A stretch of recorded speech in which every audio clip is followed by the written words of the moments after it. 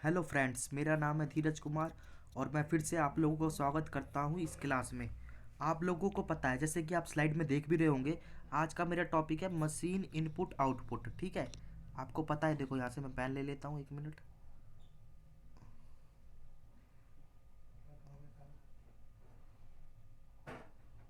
ये देखिए, ये मशीन इनपुट आउटपुट मेरा टॉपिक है। आपको पता है, सबसे पहले हमने इसके दो कॉन्सेप्ट्स अभी तक कर चुके हैं। कॉन्सेप्ट्स क्लास है, अप्रोक्स वो 2 घंटे की दो क्लास है, आप उसको देख सकते हैं। उस कॉन्सेप्ट्स को आप करते हो ना, तभी आप इस क्लास में आओगे तो आपको ज़्यादा बेनिफिशियल होगा।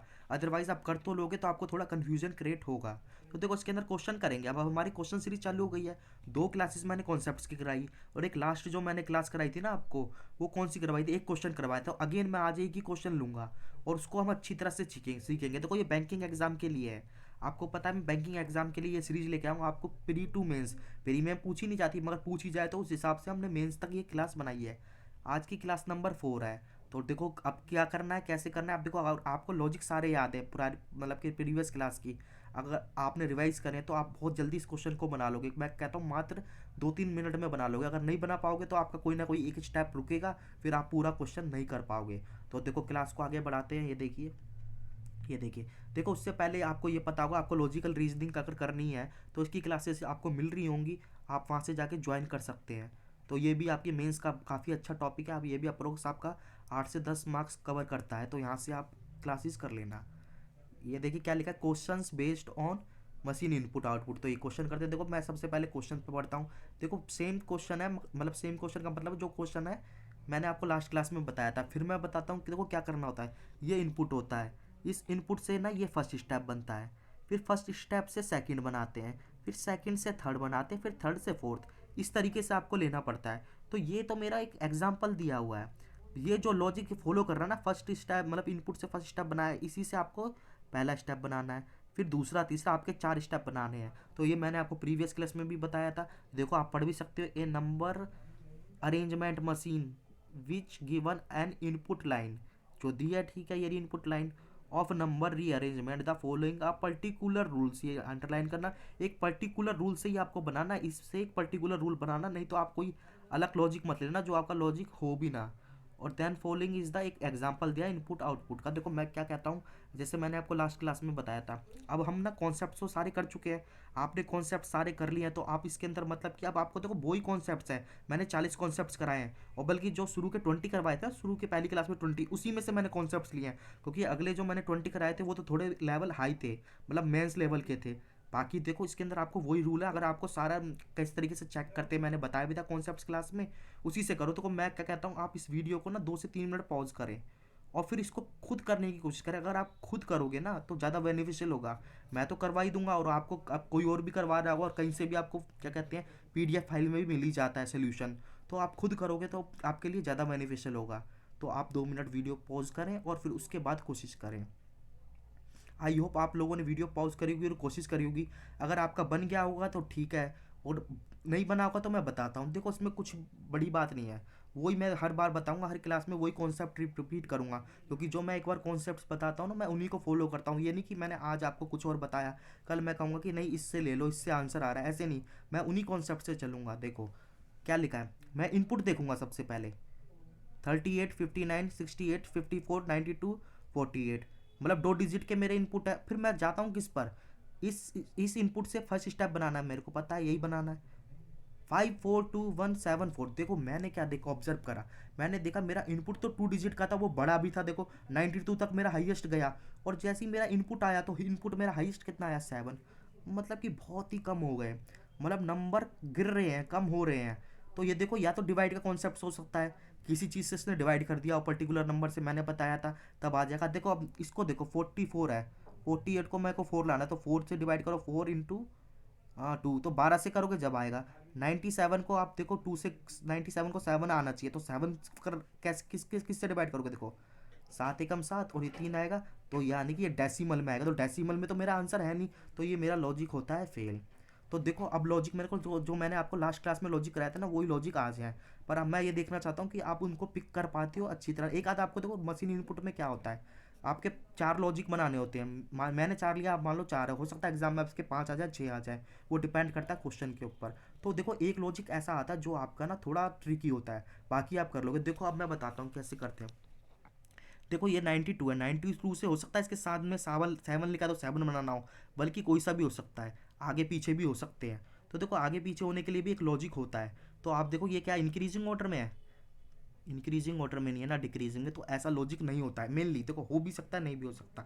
तो मैं 92 से ना, 92 से ये 5 4 3 2 1 बनाने की कोशिश करता हूँ। देखो 92 से मेरे को बनाना है, तो देखो इनको अगर मैं इंटू करूँगा आपस में, 9 × 2, ये मैंने लास्ट में बताया था ना, लास्ट क्लास में 14 आता है, तो 14 कहीं है नहीं। पर क्या पता इन दोनों डिजिट को ऐड कर दिया और फिर से 5, तो 5 आ गया। ये स्टेप हो सकता है, शायद इसका ये हो। अब मैं देखो कोई सा भी नंबर लेता हूँ, ये लेता हूँ 38। 38 मैंने लिया, इसके 2 डिजिट कितने हैं, 3 × 8, इनको दोनों को मैंने इंटू करा, 24 आएगा। दोनों को ऐड करा, 6 आया। यही तो आएगा, 6 तो कहीं है नहीं। ये मेरा लॉजिक फेल हो गया, ये भी लॉजिक नहीं है। तो मैंने आपको एक लॉजिक बताया था सर प्रीवियस क्लास में। देखो क्या करो, देखो नंबर को देखो, 92 से शायद 7 ही बने या इन बने। तो देखो इन दोनों डिजिट को आपस में माइनस करके देखो, बड़े में से छोटा 7 कहीं आ रहा है, देखो ये तो इसी के नीचे आ गया। अब जैसे ही आ गया, आप जल्दी जल्दी चेक कर लो, 48 है। बड़े डिजिट में से छोटे डिजिट को माइनस करोगे तो क्या आएगा, 4। क्रॉस वेरीफाई करो, 54, 5 में से 4 माइनस करोगे 1, 68 में से मतलब 8 में से 6 करोगे 2, 9 में से 5 4। तो मतलब मेरा मिल गया, मतलब मेरा लॉजिक क्या बना, पहला स्टेप का लॉजिक मिला कि नंबर है, नंबर में से स्मॉलेस्ट डिजिट में से हाईएस्ट डिजिट माइनस कर दो, या अदर वर्ड में कह सकते हो इन दोनों डिजिट का डिफरेंस ले लो। और डिफरेंस जब मैं बोलता हूँ वर्ड डिफरेंस का मतलब होता है कि डिफरेंस है, डिफरेंस का मतलब बड़े में से छोटा ही माइनस होता है। तो देखो अब आपको क्या करना है, अब आपको कोई कॉपी में होगी, आपका रफ पेपर होगा, उस पर लिखना नहीं है कि फर्स्ट स्टेप में से ये घटाया। आप इतने में लिखोगे ना, इतने में लिखोगे, इतने में तो आप इंप्लीमेंट करो। तो मेरा अगेन कहना है, आपके पास एक पेपर होगा एग्जामिनेशन में, आपको इसके बेसिस पे ये बनाना है, तो आप ये सारे नंबर लिख दो ऐसे करके। और फिर पहला स्टेप इसी बेसिस पे बना दो। किस बेसिस पे था, डिजिट का आपस में डिफरेंस। 6 में से 4 जाएगा तो 2 आएगा, इधर देखो आएगा उधर 6 आएगा, इधर 1 आएगा, इधर 1 आएगा, इधर 3 आएगा, इधर कितना आएगा, 3। तो इस तरीके से लिखना। आप लिखना मत कि मैंने एक पहले में ये निकाला, आप कहानी लिखने लगोगे तो उसमें टाइम कंफ्यूज होगा। और अगर आप नहीं लिखते हो, पहले सारे डिजिट फाइंड करते हो, मतलब सारे स्टेप, तो वो आपका कंफ्यूज क्रिएट हो जाएगा कि पहले में क्या पता माइनस लिया था, डिवाइड लिया था। तो ऐसे मत करना, ये मैंने लास्ट में बताया। देखो अब क्या करना है, सेकंड डिजिट से, मतलब सेकंड स्टेप से फर्स्ट स्टेप से सेकंड बनाना है। तो अगेन क्या कहता हूँ, नंबरों को देखो, मतलब इससे ये बनाना है, तो ये 5 है, ये 4 है, ये 2 है, ये 1 है, ये। तो मैं क्या देख रहा हूँ, सारे नंबर एक डिजिट में है, और छोटे छोटे नंबर है, छोटे ही होते हैं एक डिजिट के नंबर। और ये देखो अगेन 2 डिजिट हो गए, देखो 2 डिजिट आ गया, तो मतलब इस नंबर से बनाए गए हैं, तो आपको डिवाइड करके तो कभी होगा नहीं। और माइनस किस में करोगे, आपस में कोई डिजिट ही नहीं है, तो इसका होता या तो किसी नंबर से इसने मल्टीप्लाई कराओ। देखो 4 को किससे मल्टीप्लाई करोगे, 4 को आपने 4 से करा, एक जोड़ा हो सकता है। 7 को किससे कर सकोगे मल्टीप्लाई, 7 से, फिर एक जोड़ा। तो ये कोई लॉजिक नहीं बन रहा। देखो इधर 4 से कर रहा है, 7 से, इधर 1 से कर रहा है, फिर इधर 1 से कर रहा है, 2 से कर रहा है, तो ये लॉजिक नहीं है। अगर आपका अगर नंबर मतलब नंबर ऑब्जर्वेशन अच्छा है, तो आप क्या देखते हो, देखो 26 17 5 2 54, तो ये सब मेरे को पता क्या नज़र आ रहे हैं इस टाइम, मेरे को स्क्वायर नज़र आ रहे हैं। आप सोचो कि स्क्वायर कैसे नज़र आ रहे हैं, स्क्वायर तो है नहीं। आप नंबर देखो किसके स्क्वायर के करीब है, 25 के, मतलब 5 के स्क्वायर के करीब, 16, 4 के स्क्वायर के करीब एक जो ऐड करा है, 2 का स्क्वायर 4 होता है, एक ऐड, 1 का स्क्वायर के करीब है, 7 के और 4 के। देखो अगर मैं सीधा आपको स्क्वायर दे देता ना, 4 का स्क्वायर 16, तो हर कोई कर लेता। तो मैंने इसमें ये लॉजिक बताया कि क्या करा, जो ऊपर आपका दे रखा है नंबर, उसका तो मैंने स्क्वायर लिया, 4 का स्क्वायर क्या होता है 16, उसमें मैंने एक जोड़ दिया, मतलब एक नंबर जोड़ा है। अब देखो 7 का ग्रेस वेरीफाई करेंगे, पड़ोस में जाएंगे, 7 का स्क्वायर क्या होता है 49, एक जोड़ के 50 आ रहा है, देखो इसी के नीचे आ गया। एक का स्क्वायर एक, एक जोड़ोगे 2, समझ रहे हो आप, ये क्रॉस वेरीफाई करोगे, 5 का स्क्वायर 25 1। तो मेरा सेकंड स्टेप क्या बना, जो ऊपर क्या कहते हैं इसके डिजिट है, ये नंबर है, इनका तो स्क्वायर करा, स्क्वायर करा और उसमें एक जोड़ दिया, तो मेरे को ये स्टेप मिल गया। अब देखो मेरे 2 स्टेप मिल गए, ये काफ़ी अच्छा स्टेप था। अगर आपने कॉन्सेप्ट क्लास से करी है तो आपको मतलब ये स्टेप तो बहुत ईजी लगा होगा। देखो स्टेप 2 से स्टेप 3 बनाना है मुझे, क्या करूँगा, नंबर को ऑब्जर्व करूँगा, नंबर देखूंगा कैसे नंबर है स्टेप में, मतलब ये मेरा इनपुट हो गया, और इससे मैंने स्टेप बना, देखो 26 17 5 2 50 17। तो इससे नंबर नीचे देखो कि एक डिजिट के नंबर आ गए, ये तो छोटे हो गए, तो छोटे नंबर कैसे होंगे? डिवाइड करके हो सकते हैं, मल्टीप्लाई करके कभी नहीं हो सकते। मगर हाँ, डिजिट का आपस में मल्टीप्लाई करके आ सकता है, जो मैंने बताया था। देखो इस तरीके से, देखो आप पता क्या करो, सबसे पहले देखो कौन सा नंबर सेम है। देखो 5 का तो 5 ले लिया, 2 का 2 ले लिया, तो इससे तो मैं कोई डिसाइड नहीं कर सकता। देखो 50 से शायद 5 ही बना होगा, तो कैसे बनाओगे? 50 से 5 आप कैसे बनाओगे? 10 से डिवाइड कर दोगे तो 5 आ जाएगा, ठीक है। 17 से 8 बनाओगे तो कैसे होगा? देखो 17 से 8 बनाने के लिए आपको डिवाइड ही करना पड़ेगा। तो क्या करोगे? 17 से 8 करोगे तो देखो इस तरीके से करोगे, 8 × 17। तो ये तो कोई अजीब सा ही लॉजिक लग रहा है मुझे, इस तरीका कोई लॉजिक नहीं है। आप देखो पता है क्या करा है इसके अंदर? देखो मैंने ये स्टेप आपको लास्ट में भी करवाया था। देखो 1 और 7 कितने डिजिट है? 2। इन दोनों को ऐड कर दो, 8 आ गया। 50 है, इसमें 2 डिजिट है, एक तो 5 जीरो, ऐड करोगे 5, मतलब 5 में जीरो जोड़ोगे तो 5 ही आता है। 2 में तो एक ही डिजिट है, तो एज इट इज़ लिख दिया, ये भी एज इट इज़। इसमें 17 में देखो 1 7 8 हो गया। ये तो इस तरीके से करा है, मतलब सेकंड स्टेप से थर्ड स्टेप में जाओगे। देखो फर्स्ट स्टेप से मैं मतलब इनपुट से फर्स्ट पे गया था, तो इधर डिफरेंस ले लिया था और इधर इसने एडिशन कर दिया डिजिट का। तो ये मेरा लॉजिक मिल गया, इसको आप इंप्लीमेंट कर लेना। अब देखो ये मेरा थर्ड है, थर्ड से मुझे बनाना है फोर्थ। तो मैं क्या करूँगा, अगेन मैं ऑब्जर्व करूँगा। देखो इसमें इनपुट हो गया मेरा, ये देखो ये नंबर, ये नंबर छोटे छोटे, और नीचे भी देखो वही नंबर, मतलब कि एक ही डिजिट के आ रहे हैं। पर आपको इसमें देखना है, देखो हो सकता है 8 से 2 बनाओ, पर ये पक्का नहीं है। आप देखो एक 8 यहाँ पर है, एक 8 यहाँ है, तो 3 8 तो इधर ले लिए इसने, एक 5 इधर, एक 5 इधर ले लिया, एक 5 एक इधर। तो आपको अच्छी तरह समझ रहा होगा, ये स्टेप मैंने आपको 2 3 बार करवाया।